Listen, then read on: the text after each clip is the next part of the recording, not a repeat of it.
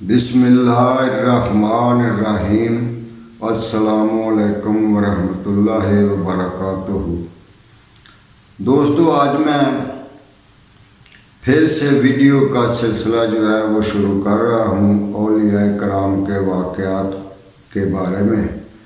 वो फिर से शुरू कर रहा हूँ। मौसम जो है वो कुछ बेहतर हुआ है, अब गर्मी जो है वो इतनी ज़्यादा नहीं, तो मैंने सोचा है कि अब वीडियो जो है वो हफ्ते वाले दिन जो है वो होगी लॉन्ग, लेकिन हफ्ते के दिन जो है 4-5 बजे मैं उसको अपलोड कर दिया करूँगा।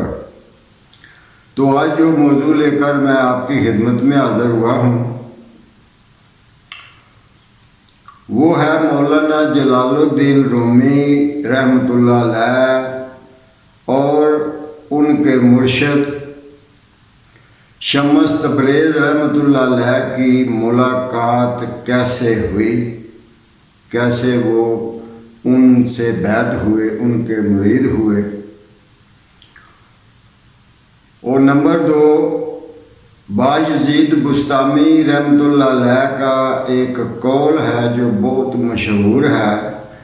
उन्होंने एक मौके पे फरमाया कि सुबहानी मा आज़मा शानी,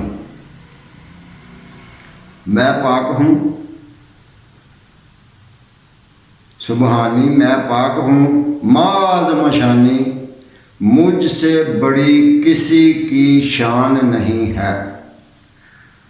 और यही सवाल जब मुलाकात मौलाना रूम से उनकी हुई थी तो उन्होंने सबसे पहले उनसे यही सवाल किया था।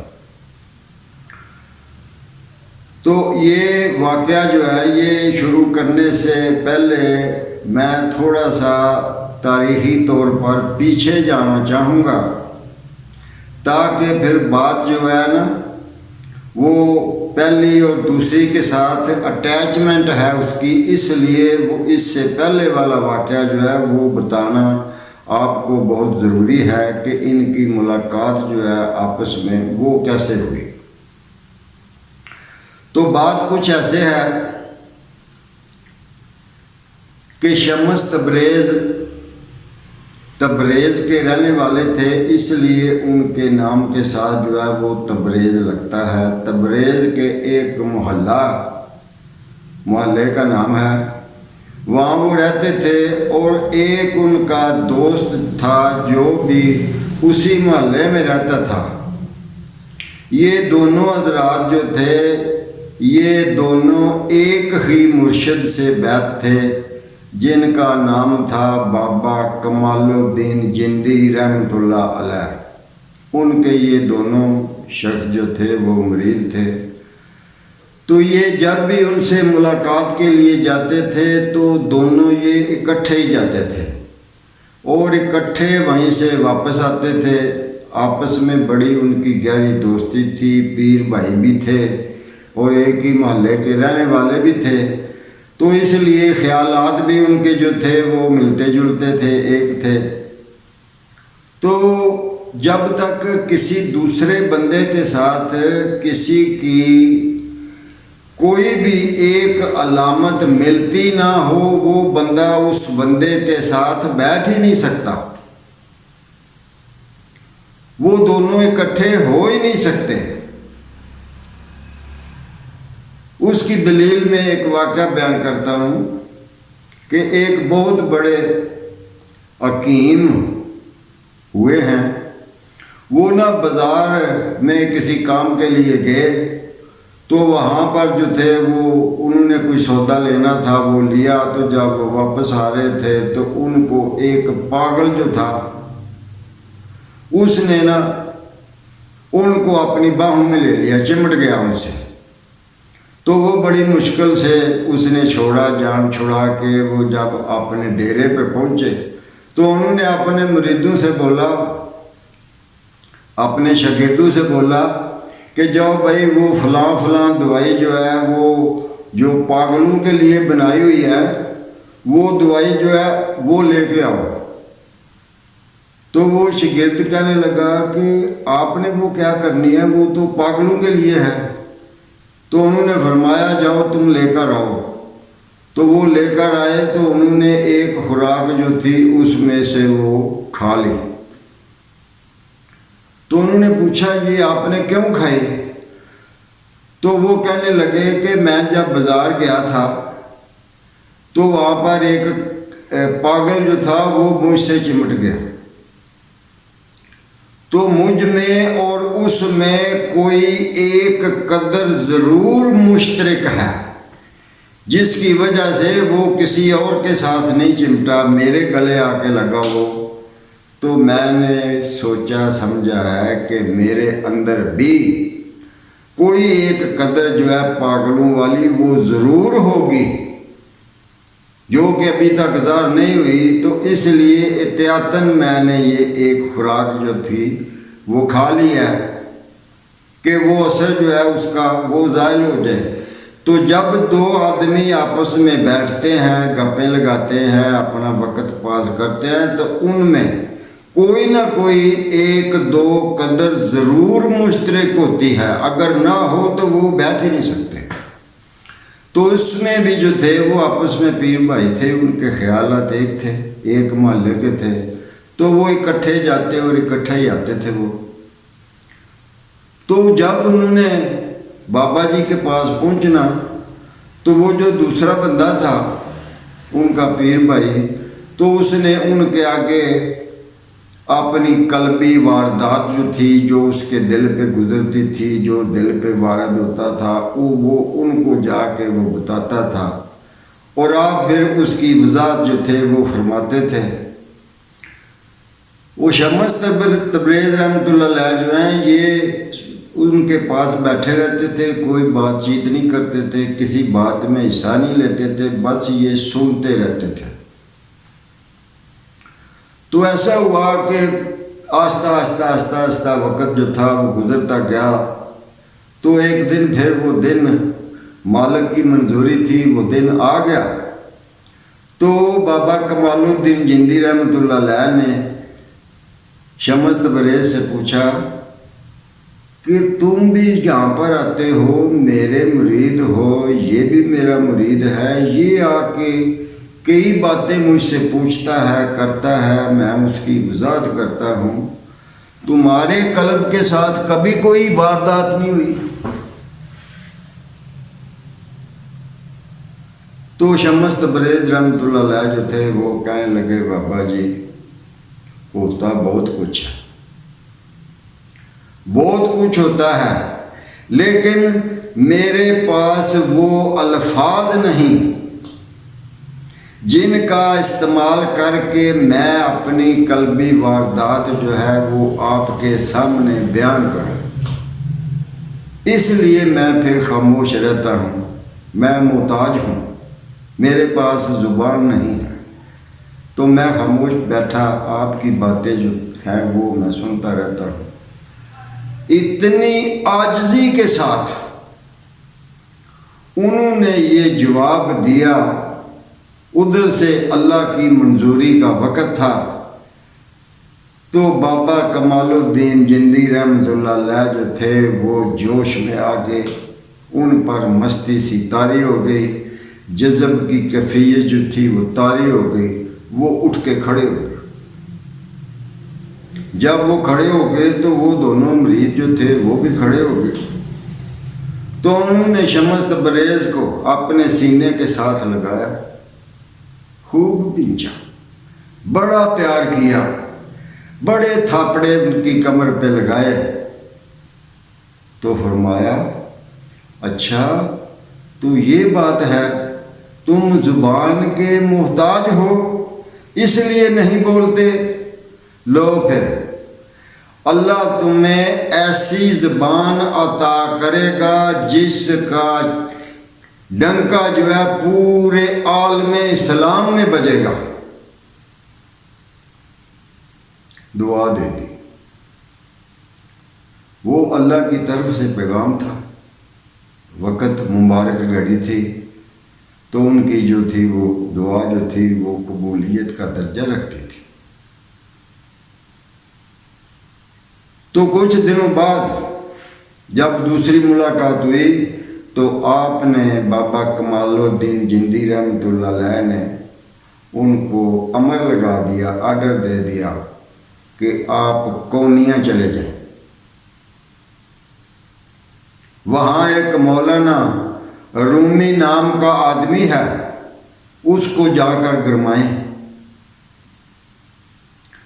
تو وہ مرشد کے حکم پر شمس تبریز جو تھے وہ کونیا، مولانا کے شہر میں، مولانا اس وقت کونیا میں رہتے تھے۔ ان کے والد بہاؤالدین، ان کا جو اصل نام ہے، یہ ان کا خطاب لقب ہے، ان کو خطاب دیا گیا ہے مولانا روم۔ ان کا اصل نام جو تھا وہ محمد تھا، اور ان کے باپ کا نام بھی محمد ہی تھا، اور ان کے دادا کا نام بھی محمد تھا۔ یہ میرے پاس ان کی مثنوی شریف پڑھی ہے، یہ تیسری اور چوتھی جلد ہے۔ اس کا مترجم جو ہے وہ ہے مولانا قاضی سجاد حسین صاحب، اس کے مترجم ہیں، اور اس کے صفحہ نمبر 204 چوتھی جلد میں سبحانی ما اعظم شانی کی جو ہے تشریح وہ مولانا جلال الدین رومی رحمۃ اللہ علیہ نے کی ہے۔ تو دوستو وہ اپنے مرشد کے حکم کے مطابق پھر وہ کونیا گئے۔ تو اس وقت ہوتا ایسے تھا کہ ان کی گلی میں نا ایک چبوترا بنا ہوا تھا، جیسے یہاں پر بھی جو ہے ہماری گلیوں میں بھی پہلے پرانے زمانے میں ہوتے تھے، لیکن اب نہیں ہوتے۔ اب تو لوگ جو ہے وہ ایسا اپنے گھر کے باہر تھڑی بناتے ہیں کہ اس پہ پتھر وغیرہ سارا کچھ لگا دیتے ہیں۔ وہ چبوترے ہوتے تھے جن پر 20-25 آدمی جو ہیں وہ بیٹھ سکتے تھے۔ تو وہ بندے وہاں آتے تھے تو وہاں مولانا روم جو تھے وہ نکل کے آ کے وہاں پر جلسہ کرتے تھے، اور لوگوں کو جو ہے وہ ہدایات جو ہے اپنے علم کی روشنی سے لوگوں کو منور کرتے تھے۔ تو مولانا جلال الدین رومی اس دن وہاں پر بیٹھے ہوئے تھے، تو شمس تبریز مجذوبی حالت میں، کپڑے ان کے پھٹے پرانے، سر کے بال جو تھے وہ کھلے ہوئے اور پٹے ہوئے، ککھ مٹی جو ہے وہ ان کے سر پر جو تھا وہ پڑا ہوا تھا، کپڑے بھی ان کے میلے۔ وہ بھی آ کے ان کی مجلس میں بیٹھ گئے۔ مولانا آواز کرتے رہے۔ جب کچھ تھوڑا سا وقفہ ہوا تو شمس تبریز رحمۃ اللہ علیہ جو تھے انہوں نے پوچھا، مولانا صاحب میں ایک سوال پوچھنا چاہتا ہوں۔ تو مولانا نے فرمایا کہ پوچھیں۔ تو اس نے کہا کہ میں نے پڑھا ہے کہ باجزید بستامی رحمۃ اللہ علیہ نے ساری زندگی خربوزہ نہیں کھایا۔ کیوں نہیں کھایا؟ اس لیے خربوزہ نہیں کھایا کہ ان کو یہ پتہ ہی نہیں چلا۔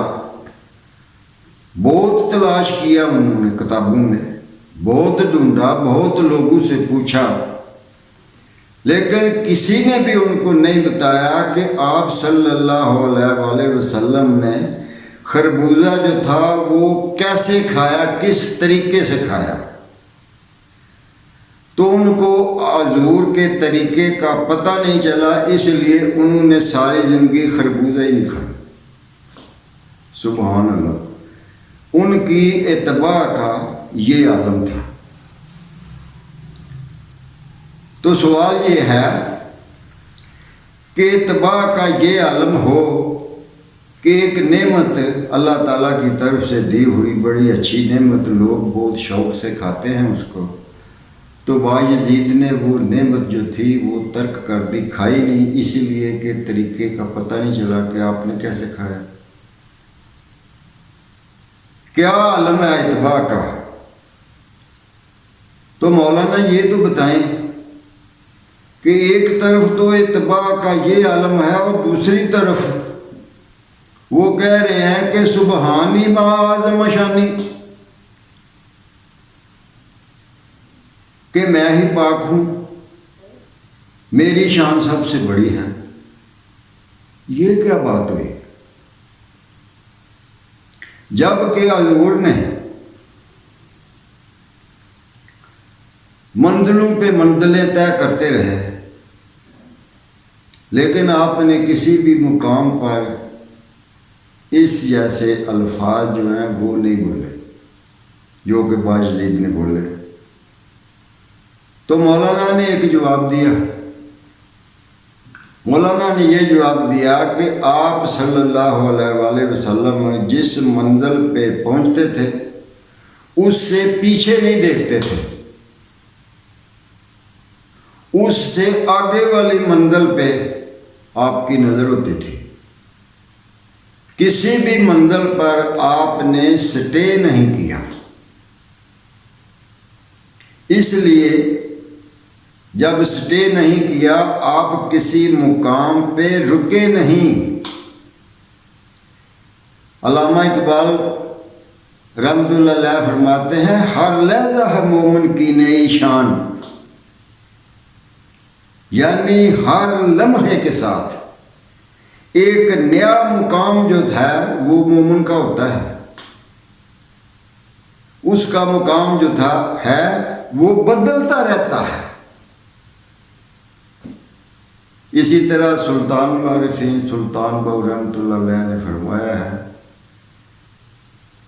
کہ نفی اس بات دا پانی ملے، ہر رگے ہر جائی ہو، نفی اور اثبات اس کو سمجھنے کی ضرورت ہے۔ نفی کیا ہوتی ہے اور اثبات کیا ہوتا ہے؟ یہ بندے کے مقامات جو ہوتے ہیں ان کی تبدیلی کا نام ہے۔ جب وہ اپنی صفات میں ہوتا ہے جو بندے کی صفات ہیں تو اس وقت اس کی باتیں جو ہیں وہ دنیا کی بھی ہوتی ہیں، دین کی بھی ہوتی ہیں، دوسری بھی باتیں ہوتی ہیں، رشتہ داروں کی بھی ساتھ بھی باتیں جو ہیں وہ کرنی پڑتی ہیں، اپنا جو بال بچہ اولاد ہوتی ہے، بیوی ہوتی ہے، ان کے ساتھ بھی سب کچھ جو ہے وہ باتیں ہوتی ہیں، لیکن وہ ایک خاص مقام ہے تبدیلی کا۔ مقامات جو ہیں وہ تبدیل ہوتے جاتے ہیں، لیکن ایک خاص مقام ہے جس کو مقام ربوبیت بولتے ہیں۔ میں نے بھی اپنی کتاب میں لکھا ہے محبت میں محبوب کا در عاشق کا قبلہ ہوتا ہے،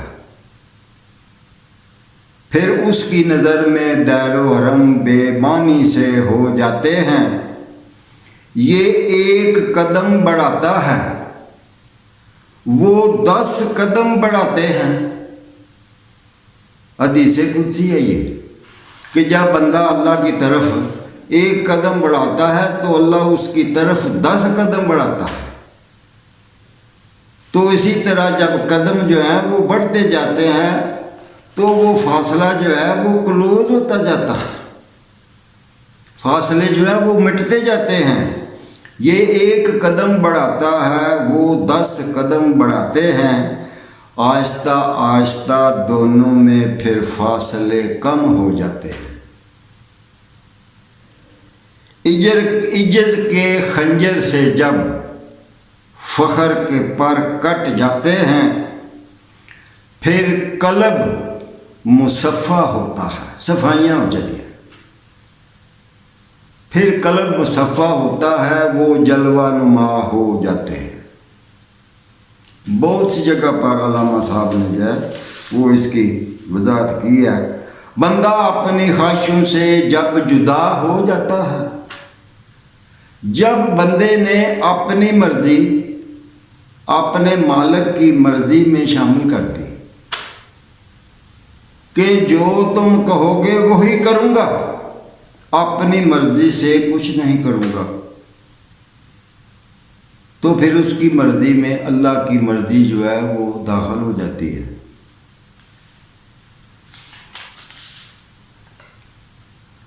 بندہ اپنی خواہشوں سے جب جدا ہو جاتا ہے تب عشق جنون میں آتا ہے، طالب مطلوب ہو جاتے ہیں۔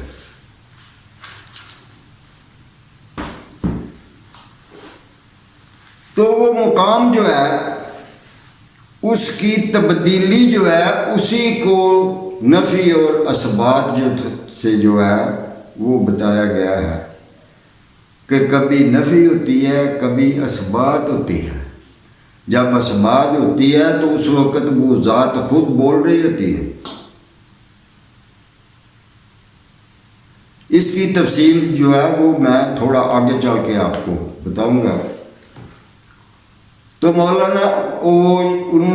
نے جب بتایا کہ آپ نے سٹے نہیں کیا تو باجید بستامی نے ایک مقام پہ جب وہ مقام آیا تو اس پہ انہوں نے سٹے کر لیا، اس کو پسند کر لیا، تو اس لیے ان کی زبان سے جو تھے یہ کلمات جو ہیں وہ نکلے۔ مولانا نے اس کی بہت اچھی وضاحت کی ہے، میں آگے چل کر آپ کو بتاؤں گا اس کے بارے میں۔ تو شمس تبریز رحمۃ اللہ علیہ نے بولا مولانا یہ بات نہیں ہے، یعنی اس بات کو مولانا کے جواب کو رد کر دیا، کہا مولانا یہ بات نہیں ہے، اتنا کہہ کے اٹھ کے چلے گئے۔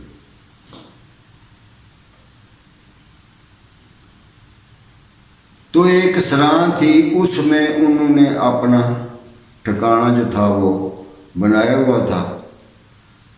تو ایک دن ایسا ہوا کہ مولانا روم اپنی لائبریری میں بیٹھے ہوئے تھے، مختلف 3-4 قسم کی روایتیں جو ہیں وہ آتی ہیں، لیکن میں جو روایت بیان کرنے جا رہا ہوں وہ بہت مستند ہے، اس لیے میں وہی بیان کروں گا۔ تو انہوں نے اپنی کتابیں جو تھی وہ قلمی نسخے تھے، ہاتھ سے لکھے ہوئے، تو وہ ان کو دھوپ لگوانے کے لیے وہ پھیلائی ہوئی تھی، اور اس کے ساتھ ایک حوض تھا پانی والا، جہاں لوگ جو تھے جو آ کے وہاں پر نماز پڑھتے تھے، وضو وغیرہ کرتے تھے وہاں سے۔ تو شمس تبریز رحمۃ اللہ علیہ جو ہے وہ اس لائبریری میں چلے گئے، ان کو کام ہی ان کے ساتھ تھا، مرشد کا حکم تھا۔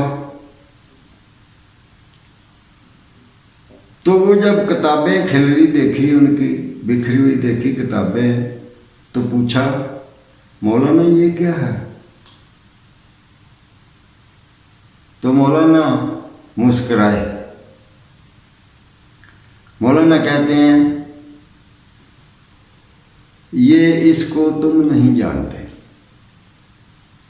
اچھا، تو انہوں نے کیا کیا کہ جتنی کتابیں ان کے دونوں ہاتھوں میں آئیں وہ اٹھائیں اور اس پانی والے حوض میں پھینک دیں۔ جب ایسا ہوا تو مولانا کی آنکھوں سے آنسو نکل پڑے، اتنی تکلیف ہوئی ان کو، اتنا دکھ ہوا۔ کیوں کہ وہ قلمی نسخے تھے، تو وہ جب پانی میں گئے تو انہوں نے بولا یہ تو سارا بیڑا غرق ہو گیا، سب کچھ مٹ گیا، خراب ہو گیا، یہ دیوانہ سا ہے، اس نے یہ کیا کر دیا؟ کہا کچھ نہیں، لیکن آنکھوں سے آنسو جو تھے وہ بہنا شروع ہو گئے۔ تو جب ان کے آنسو بہتے ہوئے شمس تبریز نے دیکھے تو پوچھا وہ مولانا کیا ہو گیا؟ تو مولانا فرماتے ہیں میری ساری زندگی کی کمائی جو تھی وہ یہی کچھ تھا، جو تم نے پانی میں پھینک دی، یہ سارا بیڑا غرق ہو گیا۔ تو وہ کہنے لگے مولانا رو مت، سب ٹھیک ہو جائے گا۔ تو وہ ہاتھ ڈال کے حوض میں سے ایک ایک کتاب نکالتے اور یوں اس کو چھوڑتے، اور ان سے مٹی جو تھی وہ جھڑتی جا رہی تھی۔ تمام کی تمام کتابیں جو اس میں پھینکی تھی حوض میں، وہ ایک ایک کر کے ساری نکال دی، جھاڑ کے دھوپ جھاڑ کے رکھتے۔ مولانا نے جب یہ دیکھا تو حیران رہ گئے کہ یہ کیا، یہ دیوانہ سا آدمی، اور اس نے یہ کیا کام کیا ہے؟ اس کی پھینکی ہوئی کتابیں پانی میں بھیگی نہیں، ایک قطرہ بھی پانی کا کتابوں کو نہیں چھوا، اس نے سوکھی نکال کے دی۔ تو ان کے چہرے پر بڑی حیرانگی نمودار ہوئی کہ یہ اس نے کیا کیا۔ تو پھر مولانا نے پوچھا کہ یہ کیا؟ تو شمس تبریز کہنے لگے وہ میں نہیں جانتا تھا، یہ تم نہیں جانتے۔ ہوئے مجھے کہا تھا کہ یہ کتابیں جو ہیں یہ تم نہیں جانتے، ان کو تم دیوانے ہو۔ تو چلو ٹھیک ہے، میں وہ نہیں جانتا، تم یہ نہیں جانتے۔ اتنا کہا اور نکل آئے وہاں سے۔ تو اسی وقت مولانا کے دل کے اوپر جو تھا وہ اثر ہو گیا، وہ ان کے پیچھے جدھر جدھر وہ جا رہے ہیں، ہوتا ایسے تھا کہ جہاں بھی مولانا جاتے تھے وہ گھوڑے کے اوپر بیٹھ کر جاتے تھے، اور ان کے پیروکار جو تھے جو ان کو بہت پسند کرتے تھے، ان کا واعظ سنتے تھے، خطاب ان کا، وہ نیچے پیدل جاتے تھے۔ تو اب لوگوں نے دیکھا کہ یہ مولانا کو کیا ہو گیا، مولانا کا ماما وغیرہ جو تھا وہ سب کھل کے گلے میں پڑ گیا، سر بھی ننگا ہو گیا۔ تو وہ آگے آگے شمس تبریز اور پیچھے پیچھے مولانا روم۔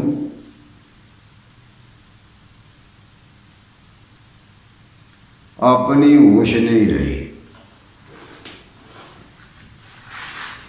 کہ یہ میں کیا کر رہا ہوں، میری تو لوگ بہت عزت کرتے ہیں، مجھے بہت سلام ہوتے ہیں، میں جدھر بھی جاتا ہوں لوگ جھک کر سلام کرتے ہیں، اور آج جو ہے میں اس دیوانے کے پیچھے جو ہے وہ بھاگا جا رہا ہوں۔ نہیں، بالکل کوئی خیال نہیں آیا اس قسم کا، وہ اپنے آپ میں تھے ہی نہیں۔ تو وہ کونیا کے بازاروں میں، گلیوں میں، جدھر جدھر شمس تبریز جاتے تھے وہ ان کے پیچھے پیچھے، اور بندے دیکھنے والے جو ان کو جانتے تھے وہ بھی، اور جو نہیں جانتے تھے وہ بھی، یہ ایک نیا کام دیکھ کر پیچھے پیچھے۔ تو ان کا ایک دوست تھا بڑا قریبی مولانا کا، اسام الدین، وہ سنیاروں کا کام کرتا تھا، زرگری کی دکان تھی۔ تو وہ جب وہاں پہنچے تو وہ سناروں کی جو چھوٹی سی ہتھوڑی ہوتی ہے اس کے ساتھ وہ سونا کوٹ رہا تھا، تو وہ ٹک ٹک ٹک ٹک کی آواز اسی پہ وجد طاری ہو گیا۔ مولانا نے رقص کرنا شروع کر دیا، شمس تبریز بھی رقص میں، مولانا روم بھی رقص میں، اور جو دکاندار جو بندے ارد گرد ساتھ تھے وہ سار کے اوپر ایک ہی کیفیت جو تھی وہ طاری ہو گئی۔ پھر وہ حسام جو تھا وہ ان کو اپنی دکان میں لے گیا، پیچھے ان کی رعایتی ایک کمرہ تھا، اس کمرے میں بٹھایا دونوں کو۔ تو بندے جو تھے وہ بھی پھر ان سے بھی ہاتھ باندھے، بھائی آپ لوگ جاؤ۔ تو اس طرح کی کیفیت جو تھی وہ پیدا ہو گئی مولانا جلال الدین رومی رحمۃ اللہ علیہ میں۔ انہوں نے پھر ساتھ نہیں چھوڑا، اور 40 دن کے اندر 40 دن کا چلا تھا، 40 دن وہی اسی زرگر کی دکان میں، وہ اس کے کمرے پیچھے جو کمرہ تھا وہاں داخل ہو گئے، اور اس کو شمس تبریز رحمۃ اللہ علیہ نے کہا کہ جب ہمیں کسی چیز کی ضرورت ہوگی تو ہم خود دروازہ کھولیں گے، آپ دروازہ کھٹکھٹانا نہیں، جب ہمیں خود ضرورت ہوگی تو ہم خود کہیں گے۔ تو 40 دن مولانا شمس تبریز رحمۃ اللہ علیہ جو ہے وہ ایک کمرے میں رہے۔ ان 40 دن میں تمام منزلیں جو تھیں وہ پوری کر دی۔ لوگ جو تھے وہ شمس تبریز کے مخالف ہو گئے کہ اس نے یہ کیا جادو کر دیا اس بندے پر، کہ یہ اچھا بھلا بندہ تھا، اس کی ہم تقریریں سنتے تھے، اس کا ہم خطاب سنتے تھے، تو اب یہ ہر ایک چیز سے بیگانہ ہو گیا، ہر چیز سے بیگانہ ہو گیا، یہ اب ہماری بات نہیں سنتا، اس شخص نے پتہ نہیں کیا کر دیا۔ تو وہ مقدمے میں بھی 3-4 روایتیں جو تھیں وہ آتی تھی کہ اس کے بعد پھر شمس تبریز جو تھے وہ کسی کو نہیں ملے، نہ کسی کو دکھائی دیے، بڑی تلاش کی لوگوں نے، لیکن وہ نہیں ملے، وہ پتہ نہیں کہاں چلے۔ ایک میں بات بتا دوں، کچھ لوگوں کو یہ مغالطہ ہوا ہے کہ جو ملتان والے شمس تبریز ہیں یہی مولانا کے مرشد ہیں، لیکن ایسی بات نہیں ہے، یہ نہیں ہے، یہ جو ہے یہ بہت بعد میں آئے، اور یہ شمس سبز واری کے نام سے جانے جاتے تھے، وہاں بھی لکھا ہوا ہے، اگر کوئی بندہ زیارت کو جائے تو دیکھ سکتا ہے۔ شمس سبز واری، یہ سبز وار کے رہنے والے تھے، وہ ادھر آئے ہی نہیں، شمس تبریز جو ہے وہ نہیں ادھر آئے، وہ ادھر ہی کہیں غائب ہو گئے۔ اس کے بعد کسی کتاب میں، کسی تاریخ کی کتاب میں بالکل کوئی ذکر نہیں کہ وہ کہاں گئے۔ بہت تلاش کی، بہت سے بندے جو تھے وہ گئے ان کی تلاش میں، کچھ جو تھے وہ مولانا کی وجہ سے، عقیدت مندی کی وجہ سے تلاش، اور کچھ جو تھے وہ ان کو مارنے کے لیے، قتل کرنے کے لیے ان کو تلاش کرتے رہے، لیکن وہ کسی کو نہیں ملے۔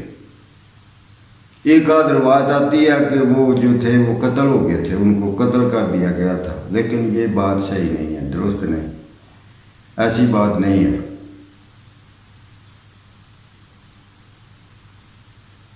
تو دوستو یہ تعارف جو تھا یہ کرانا اس لیے ضروری تھا تاکہ آپ لوگوں کو پتہ چل جائے کہ یہ ملاقات کیسے ہوئی، یہ پیر مرید جو تھے وہ کیسے بنے۔